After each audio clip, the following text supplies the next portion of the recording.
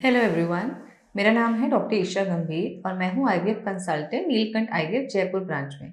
आज मैं आपके साथ बात करूँगी यूट्रस यानी गर्भाशय के बारे में। इसकी क्या भूमिका होती है प्रेगनेंसी में, और यदि इसके आकार में कोई विकार हो तो उसके लिए क्या किया जा सकता है। देखिए, गर्भाशय यानी यूट्रस प्रेगनेंसी के लिए बहुत अहम भूमिका निभाता है, क्योंकि यही वो ऑर्गन है जहाँ पे जो भ्रूण है वह चिपकता है और पूरी प्रेगनेंसी इसी इसी यूट्रस में जो बच्चा है पूरा विकसित होता है। अल्ट्रासाउंड एक वो टेस्ट है जिसके माध्यम से हम यूट्रस का साइज वगैरह और उसकी शेप वगैरह चेक कर सकते हैं। साइज की बात की जाए तो इसकी लंबाई लगभग 7 से 7.5 सेंटीमीटर के अराउंड होती है और इसकी जो चौड़ाई है वो 4 सेंटीमीटर के लगभग होती है। यदि इसकी लंबाई या चौड़ाई इससे कम हो तो इसको हम बोलते हैं छोटा गर्भाशय यानी स्मॉल यूट्रस। और इसका जो शेप होता है वो आमतौर पर त्रिकोण होता है।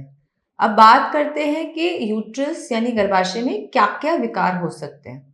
देखिए, विकारों में सबसे पहले जो विकार हो सकता है जेनेटिक इश्यू हो सकता है, जिसमें या तो यूट्रस एब्सेंट होगा या अगर वो होगा तो जन्म से ही छोटा होगा, या फिर उसका जो यू दो यू किसी-किसी महिला में 2 यूट्रस भी पाए जा सकते हैं, या फिर यूट्रस एक होगा लेकिन वो किसी सेप्टम के द्वारा 2 भागों में विभाजित होगा।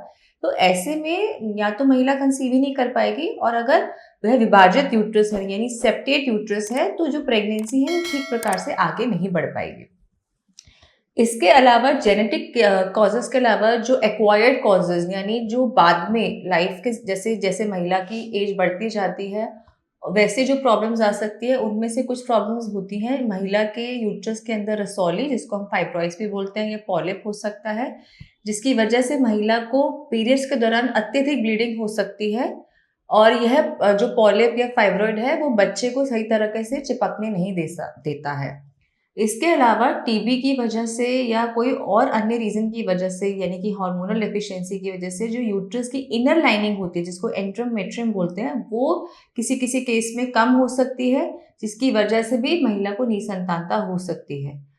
इसके अलावा जो एक इम्पॉर्टेंट कंडीशन होती है जो कि मिडल एज यानी 40 के आसपास की महिला को अफेक्ट करती है, वो होती है एडिनोमायोसिस, जिसमें जो यूट्रस की इनर लाइनिंग एंडोमेट्रियम जो होता है वो यूट्रस की मसल लेयर यानी मायोमेट्रियम में ग्रो करके यूट्रस में सूजन पैदा कर देता है, जिसकी वजह से महिला को एक तो पीरियड के दौरान अत्यधिक ब्लीडिंग हो सकती है, या फिर हस्बैंड से मिलते समय अत्यधिक पेन हो सकता है।